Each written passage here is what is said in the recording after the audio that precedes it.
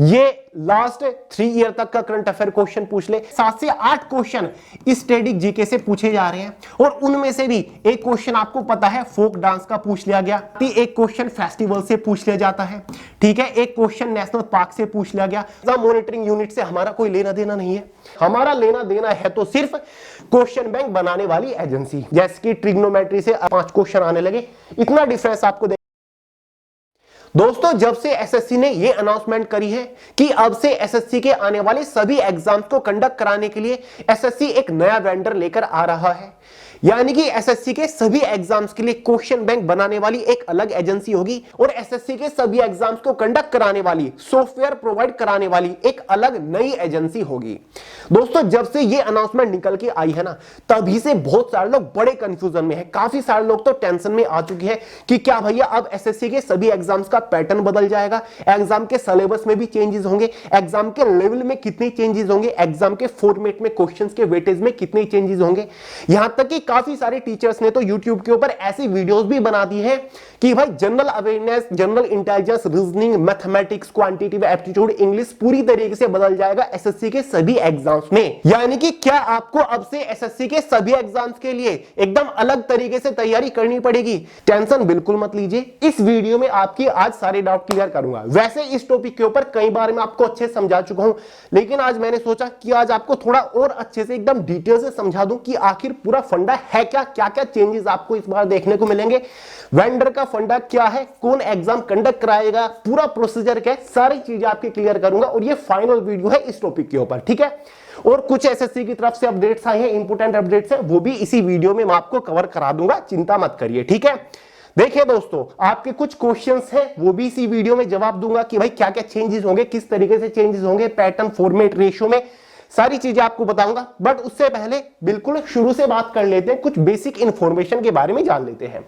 देखिए दोस्तों, 2023 की आखिर में एसएससी ने अनाउंसमेंट करी थी कि भाई एसएससी अब नई एजेंसी के साथ कॉन्ट्रैक्ट करेगा। एसएससी का पहले कॉन्ट्रैक्ट था टीसीएस के साथ, 5 साल का कॉन्ट्रैक्ट था, वो खत्म हो गया। पहले क्या होता था, टीसीएस एसएससी की डिफरेंट पोस्ट के एग्जाम के लिए क्वेश्चन बैंक भी बनाता था, क्वेश्चंस भी क्रिएट करता था और एग्जाम कंडक्ट कराने का काम भी टीसीएस का था, सॉफ्टवेयर भी टीसीएस ही प्रोवाइड कराता था, सब कुछ टीसीएस के हाथ में था। लेकिन अब फाइनली एसएससी ने डिसाइड किया है कि भाई क्वेश्चन बैंक बनाने वाली एजेंसी भी अलग होगी, साथ ही एग्जाम कंडक्ट कराने वाली एजेंसी भी अलग होगी। ये दोनों एजेंसी सेम नहीं हो सकती। पहले तो टीसीएस ही था, इसलिए आप प्रीवियस ईयर के क्वेश्चंस के ऊपर प्रैक्टिस करके एसएससी के अच्छे से समझ लेते थे, एसएससी के हर एग्जाम के लिए अच्छे से तैयारी कर पाते थे। लेकिन अब आपको एक अलग एजेंसी देखने को मिलेगी। पहले टीसीएस क्वेश्चंस बनाता था, लेकिन इस बार आपको कोई और देखने को मिलेगा क्वेश्चन के लेवल में, इसीलिए आपको बदलाव देखने को मिल सकते हैं। क्या क्या चेंजेस रहेंगे मैं आपको बताऊंगा। देखिए दोस्तों, अब से आने वाले टाइम में जितने भी एसएससी के एग्जाम्स होंगे ना, 3 चीजें मोस्ट इंपोर्टेंट रहेंगी एसएससी के सभी एग्जाम में, यानी कि 3 चीजें सबसे ज्यादा रेस्पॉन्सिबल होंगी एसएससी के एग्जाम में। पहली कौन सी चीज है, क्वेश्चन बैंक, यानी कि एक अलग एजेंसी होगी जो कि एसएससी के डिफरेंट एग्जाम्स के लिए क्वेश्चंस क्रिएट करेगी। अब चाहे उसमें 30 शिफ्ट हो या फिर 50 शिफ्ट हो, जितने भी क्वेश्चंस होंगे वो एक अलग नई एजेंसी क्रिएट करने वाली है।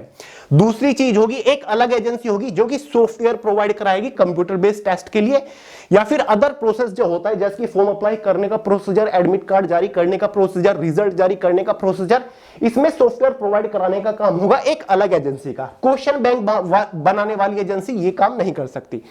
साथ ही एक और नई चीज इंट्रोड्यूस की है एसएससी ने कि हम एक ईएमयू भी लेकर आ रहे हैं, यानी कि एक और तीसरी एजेंसी होगी जिसका इंपॉर्टेंट रोल रहेगा। ईएमयू का मतलब है एग्जाम मॉनिटरिंग यूनिट, एक ऐसी एजेंसी, एक ऐसी यूनिट जो कि इस पूरे प्रोसेस को मॉनिटर कर रही होगी। देखिए दोस्तों, ईएमयू एग्जाम मॉनिटरिंग यूनिट से हमारा कोई लेना देना नहीं है, साथ ही सॉफ्टवेयर प्रोवाइड कराने वाली एजेंसी से भी हमारा कोई लेना देना नहीं है। हमारा लेना देना है तो सिर्फ क्वेश्चन बैंक बनाने वाली एजेंसी, यही स्टूडेंट्स को इफेक्ट कर सकती है। अब देखिए दोस्तों, 50% चांसेस है कि क्वेश्चन बैंक बनाने वाली एजेंसी दोबारा से टीसीएस ही आ जाए, क्योंकि दोस्तों बिडिंग चल रही है, इसका प्रोसेस चल रहा है, टेंडर जारी किया जा चुका है, आपको सभी को पता ही है। और 50% चांसेस है कि कोई अदर एजेंसी भी आ जाए। अब देखिए दोस्तों, बिड चल रही है, जो भी जीतेगा उसी को फाइनली कॉन्ट्रैक्ट दिया जाएगा। अगर टीसीएस को कॉन्ट्रैक्ट मिल जाता है, क्वेश्चन बैंक बनाने का, तो स्टूडेंट्स के मजे ही मजे, कोई भी चेंजेस आपको नहीं देखने को मिलेंगे। लेकिन 50% चांसेस है अदर एजेंसी के भी। अगर टीसीएस को लगता है कि मैं एग्जाम को अच्छे से कंडक्ट करा सकता हूं, क्वेश्चन बैंक नहीं बना सकता इतने अच्छे तरीके से, तो भाई टीसीएस सॉफ्टवेयर प्रोवाइड करेगा, एग्जाम कंडक्ट कराएगा, उसकी जगह फिर यहां पर क्वेश्चन बैंक दूसरी एजेंसी बनाएगी। क्योंकि इस बार एसएससी की कंडीशन ही यही है कि एक सिंगल एजेंसी ये दो काम नहीं कर सकती, ये दोनों काम अलग अलग एजेंसी ही करेगी। अब फाइनली बात करते हैं कि अगर दूसरी एजेंसी आ जाती है क्वेश्चन बैंक बनाने के लिए, तो क्या क्या चेंजेस आपको देखने को मिलेंगे।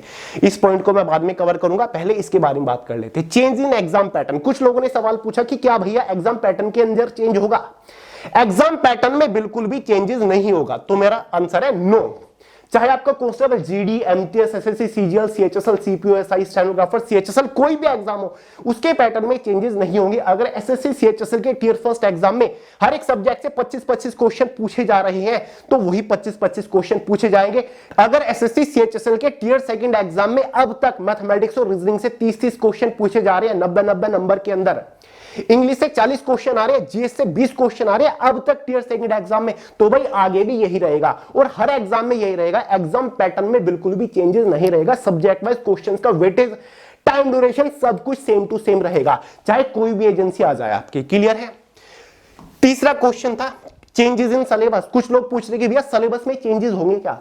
सिलेबस में भी आपको कोई चेंज देखने को नहीं मिलेगा, बिल्कुल चिंता मत करिए। ऐसा मैं क्यों कह रहा हूं, हाल ही में कल एसएससी सिलेक्शन पोस्ट फेज 12 वाला नोटिफिकेशन आया है।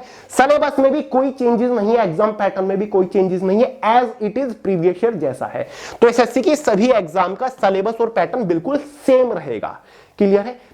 अब बात करते हैं फोर्थ पॉइंट के बारे में, small changes in question level, exam format और क्वेश्चन रेशियो।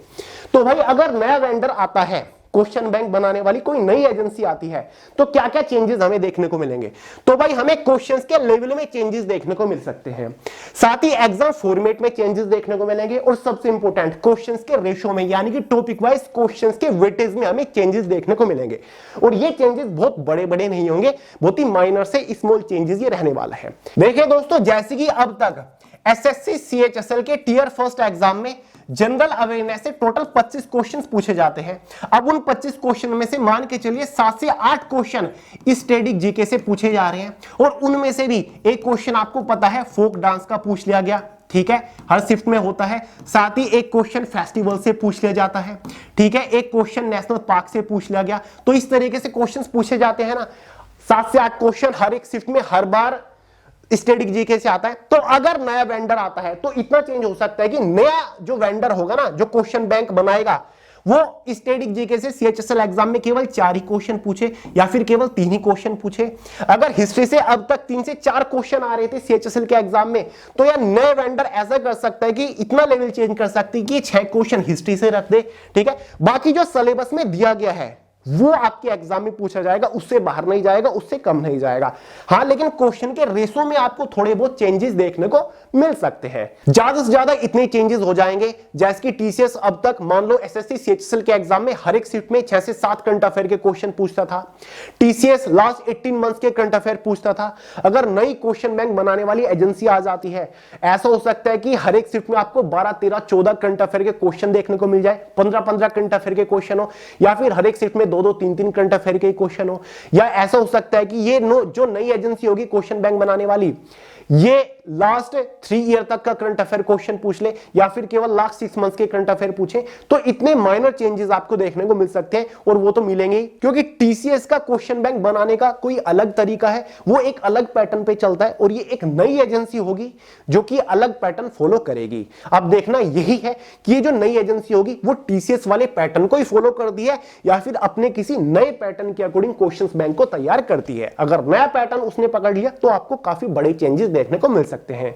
बात रही एग्जाम, मैंने क्वेश्चंस लेवल की बात करी, क्वेश्चंस के लेवल में, जैसे कि आजकल अब जो सीएचएसएल के एग्जाम में क्वेश्चंस का लेवल पूछा जा रहा है, मॉडरेट लेवल के क्वेश्चंस हो सकते हैं। ऐसा हो सकता है कि ये जो नई एजेंसी हो क्वेश्चन बैंक बनाने वाली, ये क्वेश्चंस का लेवल थोड़ा सा उठा दे, ठीक है, थोड़ा सा हायर लेवल कर दे, थोड़ा बहुत, ठीक है, या फिर थोड़ा सा लोअर लेवल कर दे, जिसके बाद जो मेरिट होगी बस उसके ऊपर इफेक्ट पड़ जाएगा, ज्यादा तो कुछ नहीं हो सकता, बस ये चेंजेस होंगे। साथ ही क्वेश्चंस रेशो की मैं ऊपर मैंने आपको बता दिया, ठीक है। जैसे कि ट्रिग्नोमेट्री से अगर अब तक हर एक शिफ्ट में 2 से 3 क्वेश्चन आते थे, हो सकता है कि 1 क्वेश्चन आने लगे, हो सकता है कि 5 क्वेश्चन आने लगे, इतना डिफरेंस आपको देखने को मिल सकता है। देखिए दोस्तों, जैसे प्रिपरेशन कर रहे थे ऐसे ही करते रहिए, क्योंकि आपको तो कॉन्सेप्ट के ऊपर फोकस करना है, वो तो एज इट इज ही रहेगा। जनरल अवेयरनेस में history, geography, polity, economics, constitution, general science, static G के करंट अफेयर आपको पढ़ना है। बिंदास पढ़िए, टॉपिक वाइज पढ़िए, कोई भी प्रॉब्लम नहीं है, क्योंकि जो एसएससी सीएचएसएल का सिलेबस है ना, उसको टारगेट करके आप तो अपनी प्रिपरेशन करते रहिए। बस ये छोटे मोटे चेंजेस हो सकते हैं अगर ये कोई नया एग्जाम वेंडर आता है। क्लियर है? और ये हर एक एग्जाम के लिए रहेगा। इस बार तो एसएससी कांस्टेबल जीडी का एग्जाम टीसीएसई कंडक्ट करा रही है। टीसीएसई ने क्वेश्चन बैंक बनाए, क्योंकि 2024 वाली ही वो वैकेंसी है। आगे जो एसएससी जीडी की भी वैकेंसी आएगी ना अगस्त महीने में, उसका भी वेंडर आपको चेंज मिलेगा। क्वेश्चन बैंक बनाने वाली नई एजेंसी होगी। प्रीवियस ईयर पेपर करें या नहीं, कुछ लोगों ने यह भी पूछा कि भैया अगर नया वेंडर आ रहा है तो क्वेश्चन तो बिल्कुल पूरी तरीके से बदल जाएंगे, तो प्रीवियस ईयर क्वेश्चंस पे प्रैक्टिस करें या ना करें? बिल्कुल करिए यार। आपको फोकस करना है कॉन्सेप्ट क्लियर करने के ऊपर, तो कॉन्सेप्ट तभी तो क्लियर होगा। आप हार्डकोर प्रिपरेशन उसे तो मानते होंगे जब आप पहले थ्योरेटिकल पढ़ लेते हो, बेसिक कॉन्सेप्ट क्लियर कर लेते हो, फिर आप प्रीवियस ईयर क्वेश्चन सोल्व करते हो, ठीक है। तो प्रीवियस ईयर क्वेश्चंस के ऊपर प्रैक्टिस करते रहिए, प्रॉपर करते रहिए। आपको तो अपने कॉन्सेप्ट के ऊपर फोकस करना है, ठीक है। ये थोड़ी ना होगा प्रीवियस ईयर में जो क्वेश्चन पूछ ले इस साल भी वही क्वेश्चन एज इट इज आ जाता है। क्लियर है? तो प्रीवियस ईयर क्वेश्चंस के ऊपर प्रैक्टिस करते रहिए। हो सकता है कि टीसीएससी दोबारा आ जाए और ज्यादा चेंजेस आपको देखने को नहीं मिलेंगे। क्वेश्चंस किस तरीके के होंगे, क्वेश्चंस उसी तरीके होंगे। देखिए, ऐसा तो नहीं है कि बहुत ही अतरंगी क्वेश्चंस पूछ लेगा, बस थोड़े बहुत चेंजेस होंगे। और क्वेश्चंस इतने भी ज्यादा नहीं है कि बस हर बारी नए नए क्वेश्चंस, थोड़े बहुत मिलते जुलते क्वेश्चंस वही रहेंगे, थोड़े बहुत चेंजेस आपको देखने को मिल सकते हैं। इसलिए मैं तो हमेशा आपको बोलता हूं, भले ही आप एसएससी सीएचएसएल की तैयारी कर रहे हो, लेकिन जितने भी 12th लेवल के एग्जाम होते हैं डिफरेंट डिपार्टमेंट के, चाहे वो डीआरडीओ एए का एग्जाम हुआ हो या फिर आपका आरआरबी एनटीपीसी के एग्जाम्स हो, उनको भी कवर करिए, उनके भी क्वेश्चंस को सोल्व करिए, ठीक है। क्योंकि आपका मेन मोटो, मेन फोकस तो कॉन्सेप्ट क्लियर करने पे होना चाहिए ना। तो हर एक एग्जाम के प्रीवियस ईयर क्वेश्चन को सोल्व करो। और हमेशा बोलता हूं नए नए क्वेश्चंस के ऊपर फोकस करते रहिए। ये नहीं कि हर बार हर एक एग्जाम के लिए केवल एक ही सिंगल बुक से आप प्रिपरेशन कर रहे हो, उन्हीं क्वेश्चन के ऊपर बार बार रट्टा मार रहे हो, नया तो आपने कुछ सीखा नहीं। तो बस ये छोटे बहुत माइनर, थोड़े बहुत माइनर चेंजेस आपको एग्जाम में देखने को मिल सकते हैं। बाकी एज इट इज एग्जाम आपको वही रहेगा, सिलेबस वगैरह सब कुछ वही रहेगा। बस आपको क्वेश्चंस के वेटेज में थोड़े बहुत चेंजेस देखने को मिल सकते हैं। एग्जाम फॉर्मेट, क्वेश्चंस के लेवल में थोड़े बहुत चेंजेस आपको देखने को मिल सकते हैं। क्लियर है? अब देखिए दोस्तों, एक और प्रॉब्लम आ रही थी, मैंने आपको अभी 4-5 दिन पहले वीडियो प्रोवाइड किया था। वन टाइम रजिस्ट्रेशन एसएससी ने नई वेबसाइट बना दी है जिसका नाम है ssc.gov.in, ठीक है। अब जितनी भी वैकेंसी आएगी, जितनी भी अपडेट आएंगे, इसी वेबसाइट के ऊपर आएंगे। वन टाइम रजिस्ट्रेशन करना बहुत ज्यादा जरूरी है। अगर आपने अभी तक नहीं किया, तुरंत इस नई वेबसाइट के ऊपर जाइए और वन टाइम रजिस्ट्रेशन कर लीजिए। ज्यादा कुछ नहीं करना, आपको अपनी जो इनिशियल डिटेल्स हैं वो आपको भरनी होती है। आपको एक नया रजिस्ट्रेशन नंबर मिल जाएगा, आपके पास पासवर्ड आ जाएगा, उसके बाद ही आप एसएससी के थ्रू आने वाली सभी वैकेंसीज के लिए फॉर्म अप्लाई कर पाओगे। तो वन टाइम रजिस्ट्रेशन में पहले कुछ लोगों के सामने प्रॉब्लम आ रही थी कि जब आप एज लिमिट सिलेक्ट कर रहे थे ना अपनी, ठीक है, एज भर रहे थे, वो वहां पर उसको पकड़ नहीं रहा था, कुछ गलत बता रहा था। लेकिन अब वो सॉल्यूशन हो चुका है, एसएससी ने उसको ठीक कर दिया है। अब आप बिंदास वन टाइम रजिस्ट्रेशन कर सकते हैं, कोई भी प्रॉब्लम आपको नहीं आएगी। फटाफट कर लीजिए, लिंक डिस्क्रिप्शन बॉक्स में है। और दोस्तों इतना ही नहीं, फिलहाल एसएससी के थ्रू 2024 की पहली रिक्रूटमेंट भी आ चुकी है। मैं बात कर रहा हूं एसएससी सिलेक्शन पोस्ट फेज 12 की, जिसके लिए ऑनलाइन फॉर्म 26 फरवरी स्टार्ट हुए, लास्ट डेट 18 मार्च है। एग्जाम इसका एज इट इज जो पहले था 6, 7, 8 मई 2024 को कंडक्ट कराया जाएगा। अभी मैंने आपको एक वीडियो प्रोवाइड करी है आज ही, एसएससी सिलेक्शन पोस्ट में जो सबसे बेस्ट पोस्ट है 10, 12 ग्रेजुएट पास वालों के लिए, वो मैंने आपको बताई, देख लीजिएगा, आपको पता चल जाएगा कि आपको किस पोस्ट के लिए फॉर्म अप्लाई करना चाहिए। कुछ लोग पूछ रहे हैं कि भैया एसएससी सीपीयू एसआई की वैकेंसी कब आएगी? आनी तो 15 फरवरी को थी। तो दोस्तों एसएससी के थ्रू वैकेंसीज आना स्टार्ट हो गई। अब बारी एसएससी सीपीयू की है, क्योंकि इसकी भी एग्जाम डेट फाइनलाइज कर रखी है एसएससी ने। 9, 10, 13 मई को एग्जाम इसका कंडक्ट कराया जाएगा ऑफिशियली। तो मार्च मंथ के अंदर, मार्च के फर्स्ट वीक तक ही आपको ये वैकेंसी देखने को मिल जाएगी। उसके बाद एसएससी जूनियर इंजीनियर की वैकेंसी भी आनी है, एग्जाम कैलेंडर के अकॉर्डिंग 29 फरवरी को आनी है, क्योंकि इसकी भी एग्जाम डेट ऑलरेडी फाइनलाइज है। 4, 5, 6 जून 2024 को एग्जाम कंडक्ट कराया जाएगा। 1-2 दिन आगे पीछे हो सकता है फॉर्म निकलने में, बाकी घबराइएगा मत, चिंता मत करिए, टेंशन मत लीजिए, एग्जाम आपके फटाफट अब होना स्टार्ट हो जाएंगे। और जैसे ही किसी नई एग्जाम कंडक्टिंग एजेंसी के बारे में मुझे अपडेट मिलता है, इंफॉर्मेशन मिलती है कि भाई एग्जाम के लिए क्वेश्चन बैंक कौन बनाएगा, कौन सी एजेंसी बनाएगी, मैं आपको तुरंत इन्फॉर्म कर दूंगा, क्योंकि जाहिर सी बात है उस एजेंसी ने किसी न किसी डिपार्टमेंट के तो एग्जाम कंडक्ट करा रखे होंगे, या फिर किसी न किसी डिपार्टमेंट के एग्जाम के लिए तो क्वेश्चन बैंक बना रहे होंगे, तो उन क्वेश्चंस को भी मैं आपको प्रोवाइड कराने की कोशिश करूंगा। बाकी चिंता करने वाली कोई भी बात नहीं है, ज्यादा चेंजेस आपको देखने को नहीं मिलेंगे, जिस तरीके से प्रिपरेशन कर रहे थे बिंदास करते रहिए। और ये 50% चांसेस है, 50% ही चांसेस है कि भाई क्वेश्चन बैंक बनाने के लिए किसी नई एजेंसी को सिलेक्ट किया जाए, क्योंकि भाई टीसीएस भी तो है रेस में, काफी चांसेस है कि टीसीएस को भी मिल जाए ये टेंडर, दोबारा से टीसीएस ले ले, फिर तो कोई भी प्रॉब्लम नहीं होगी। तो चलिए दोस्तों, इस वीडियो में यार इतने ही अपडेट थे, कई दिनों से काफी सारे लोग परेशान हो रहे थे, उम्मीद करता हूं आपके डाउट्स क्लियर हुए होंगे। वीडियो पसंद आई हो, डाउट्स क्लियर हुए हो, लाइक करेगा, दोस्तों के साथ शेयर करेगा, चैनल को सब्सक्राइब करना मत भूलिएगा। मिलते हैं अगली वीडियो में बहुत ही जल्द, तब तक के लिए जय हिंद।